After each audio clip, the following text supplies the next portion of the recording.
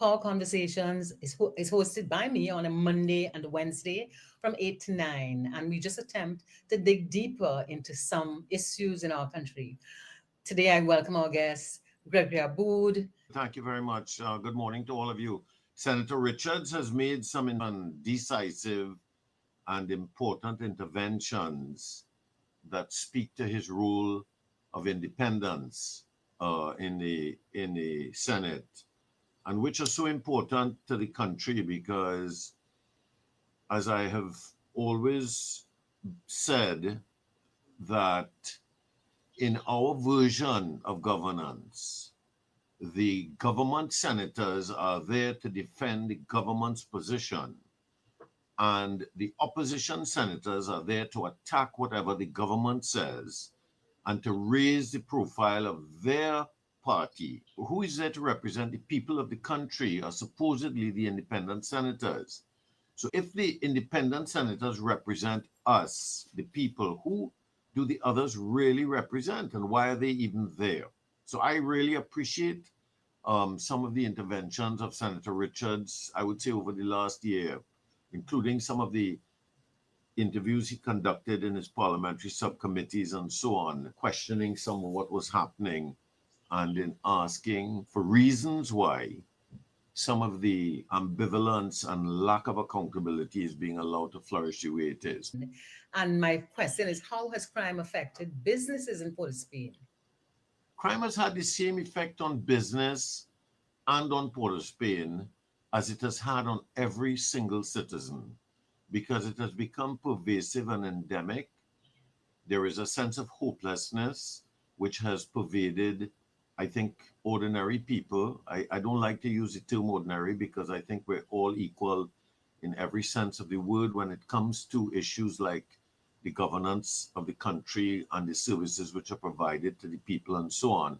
But when I say ordinary, I really am being victim to the age-old sort of characterization of all the different subsets of our country. I would say when I say that, what I mean is every single citizen, regardless of social standing or regardless of economic standing, is feeling the very same impact. And I can't speak for everybody, obviously, but this morning on my way into the office, on the 7 a.m. news, I heard that a 22-year-old father of one, a fisherman, 24-year-old father of one, a fisherman, was shot to death in the bed that he was sharing with his 22-year-old common law wife and his 2-month-old baby. And I just feel overcome by emotion and sadness when I hear that, because I don't care what you want to tell me about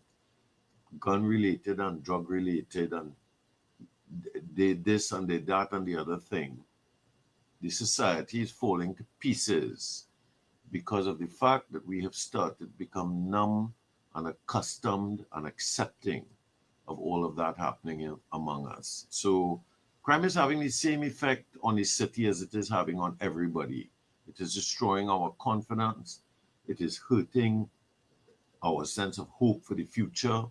And it is creating a certain sadness which has enveloped many of us. All those people that you see dancing and whining and prancing and Juve in San Fernando and Parang here and all of that is an attempt to escape from reality, in my humble opinion. I don't see anything wrong with celebrations, but I am very, very circumspect about being celebratory, about celebrating about anything. I feel that it has affected us in a very negative way. If you look at the landscape of human behavior, if you consider the standards that are applied to quality of life indices, murder comes out at the top of all of the most abhorrent of social behavior. It comes out at the top of all of the most serious punishments of a society. It comes out on the very top. It's at the very top of the list. Murder. Murder is a criminal crying tragedy, and we have become so accustomed. And the fact that a lot of the murder is poor on poor and black on black is even more complicated and more tragic, that a lot of us turn a blind eye to it, and we only get worried about home invasions and robberies, which are equally worrisome, of course. But the murder thing is a real destruction of our sense of hope for the future. I don't think, maybe I give you a very long answer to a very short question. Crime is having a very serious impact on the future of Port of Spain because people feel exposed when they come and walk on public streets and city streets. People feel exposed when they go into car parks in shopping malls now, but unfortunately more exposed on city streets. Mhm. We have a distracted city hall, and we have, I don't know, lip service being given to the issue of saving Port of Spain. And Port of Spain is a petri dish, if you like. If you look into a microscope and you look at the petri dish organisms of Port of Spain, you will see just a microcosm of the whole country. It represents everything that's happening in Trinidad. Yes. Let's just transfer a bit to all the negative that's happening. But why is it worthy for us to even try to save the country? If because this is a total issue that has been happening. So why should we save the country? I confess to being a little emotional about that question because it's a question I ask myself a lot.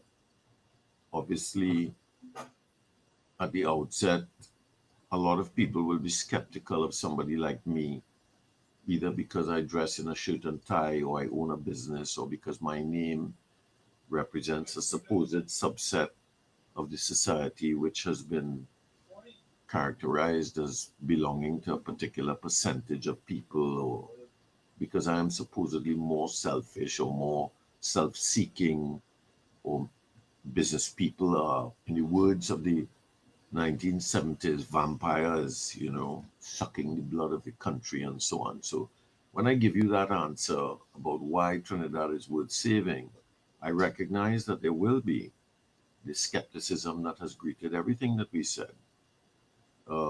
Everything that has been said, um, there will be skepticism about what I say. Why is it worth fighting for Trinidad?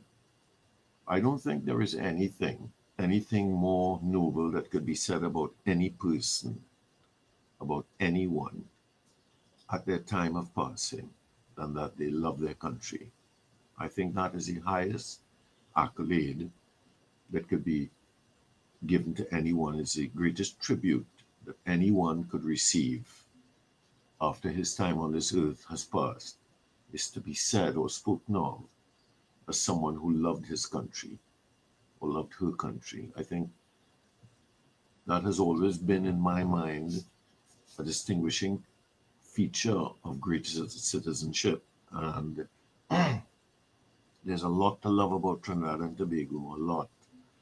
There's a lot to love about our country, and there is a lot, in my opinion, worth fighting for.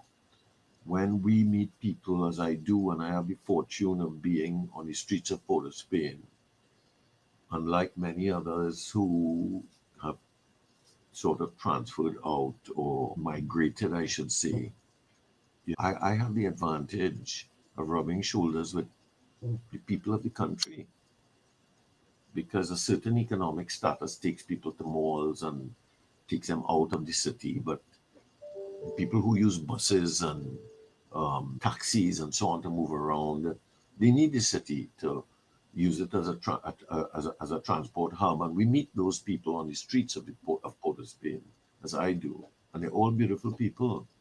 I don't meet any gang members. I don't meet any robbers and criminals. I see some of them. I don't meet them. The majority of people that I meet are lovely, decent, enjoyable people, and I'm happy to be here among them. I'm happy to be in Trinidad. Yes, it is true that I may have a tree here that is bearing fruit, and therefore I have a vested interest in watering that tree and taking care of my source of income and so on. But it's equally true that many in my category have divested and sold and migrated. That is also true. And sometimes when I hear some of the things that are said, and some of the things we say about each other, that crosses my mind. Some of the, which is something that I find, Denise, that is a real injury to our country, is that when we are talking about issues, as they were recently just on this program talking about a proposed pay hike for the government and the judges and all these people and so on, that we talk about each other more than we talk about the actual issue. It's always personalities that make their way into the program. And yes, it is true that different political entities have different approaches, and that maybe this particular government is more sensitive to feedback from the public about, taking any benefit or any. Yes, I agree with the caller who made that comment. I was listening before you joined me into the program. But it's all about the personalities, what he did and what she did and what they will do and what we get and what they get and so on. Nobody's talking about the country.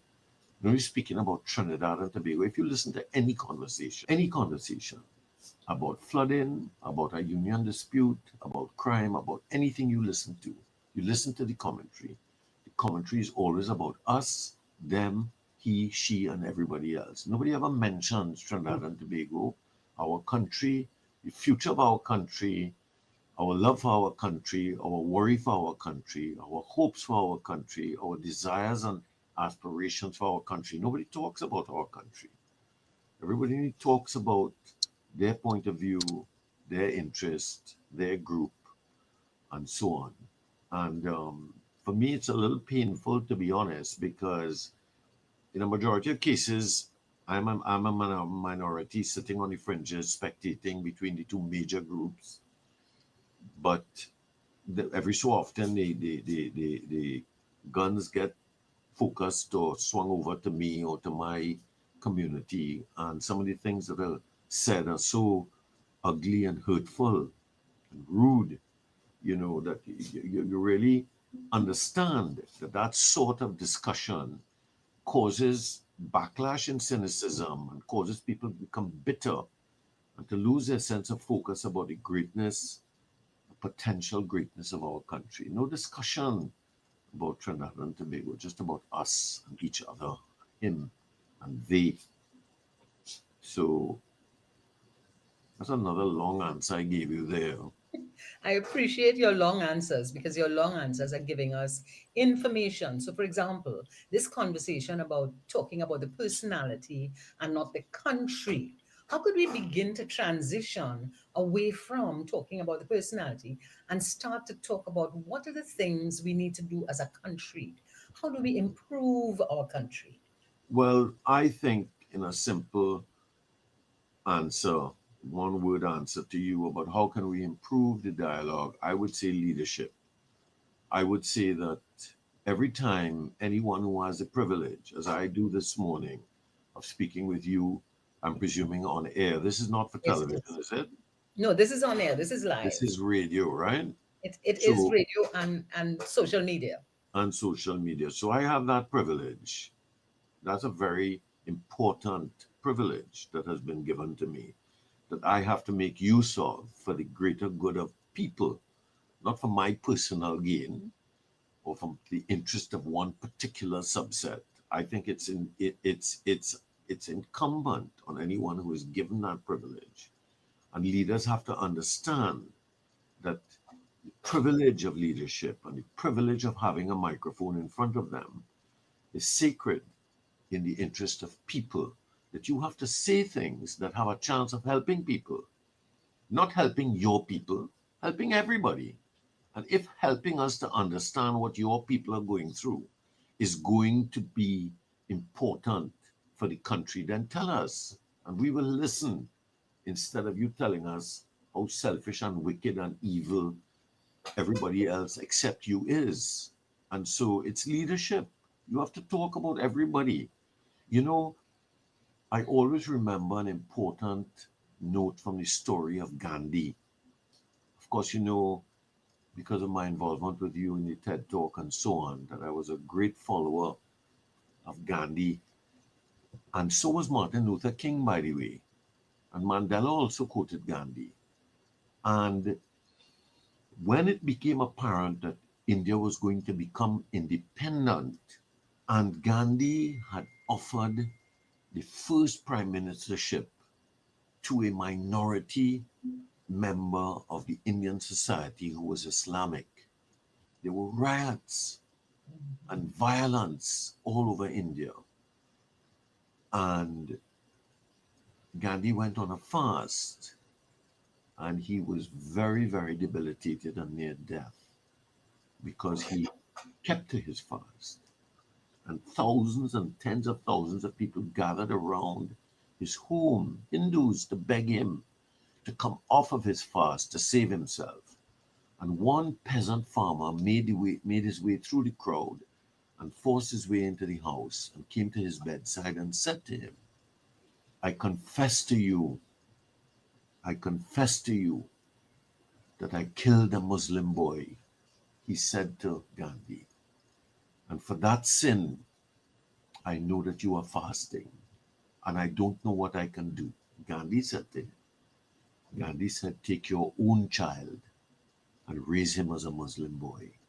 Gandhi said to this Hindu man. So I find that I am always inspired by those who see the equality and the beauty in others. And leadership requires that. Gandhi was a great leader.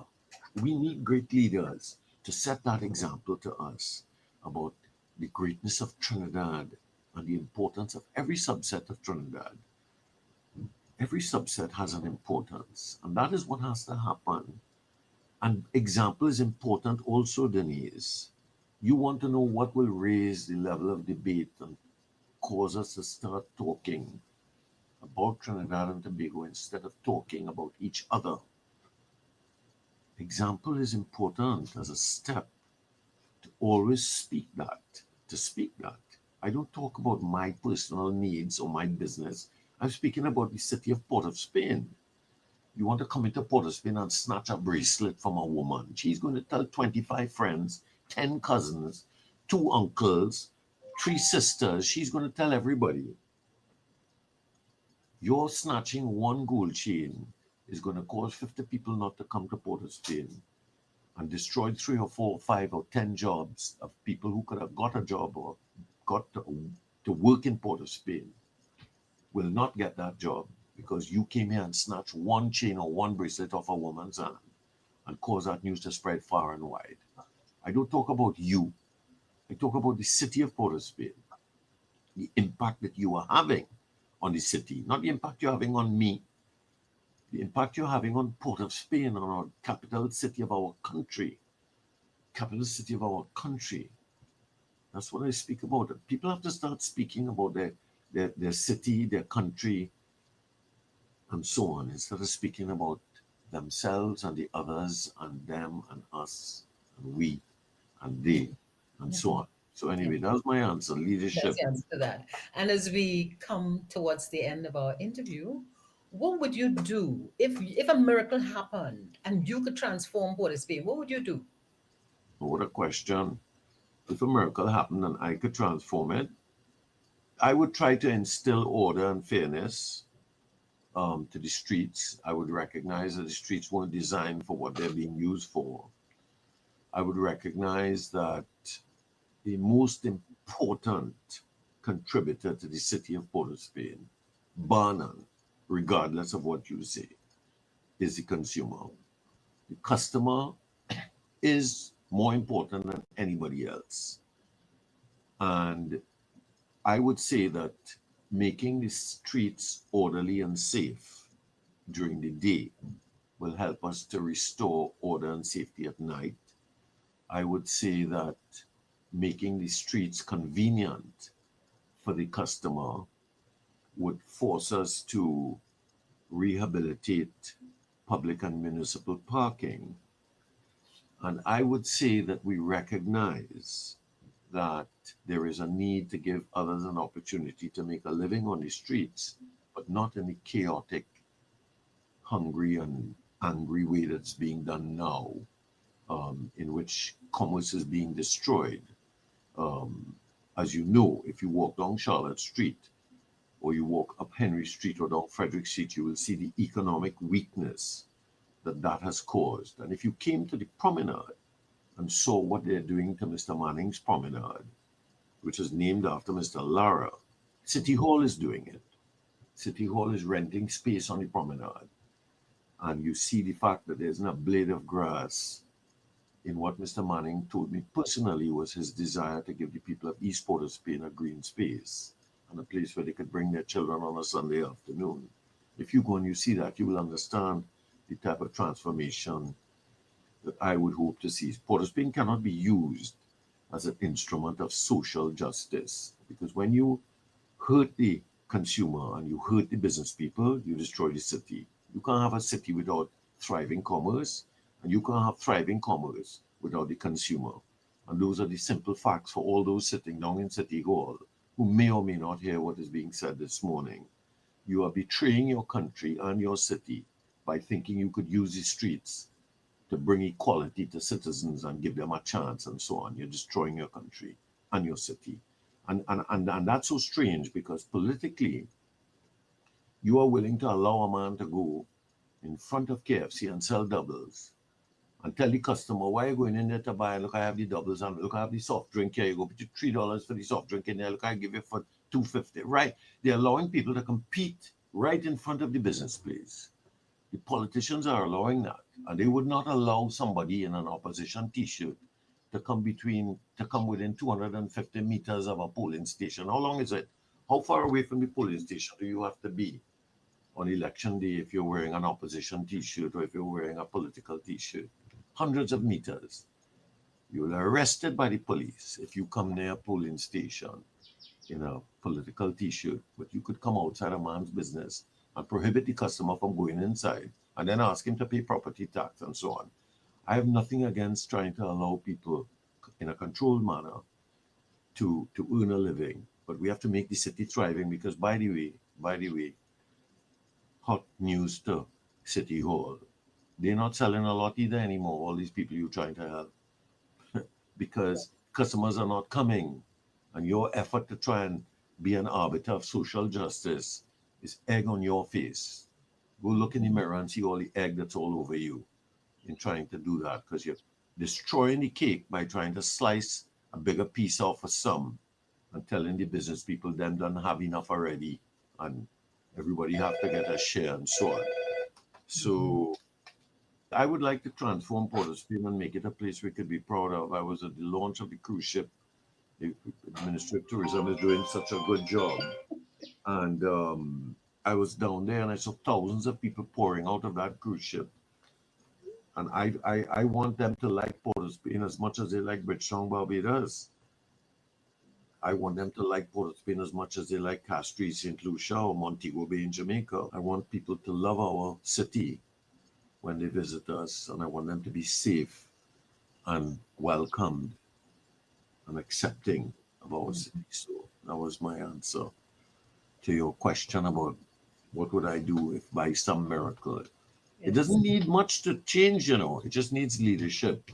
People who understand the big picture and the long story and stop this independence game of us and them, anyway. Anyway, so as we come to an end, Yes. what would you like us to just remember from the last half an hour?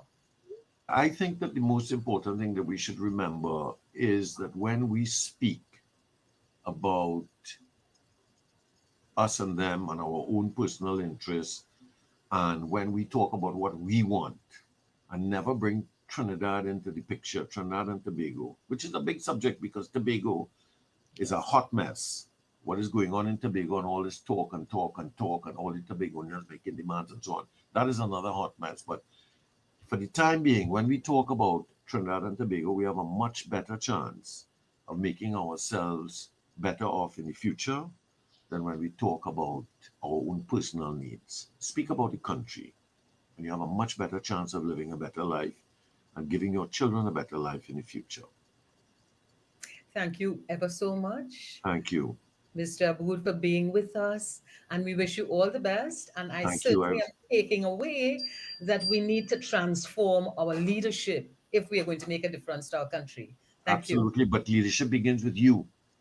It begins with each citizen.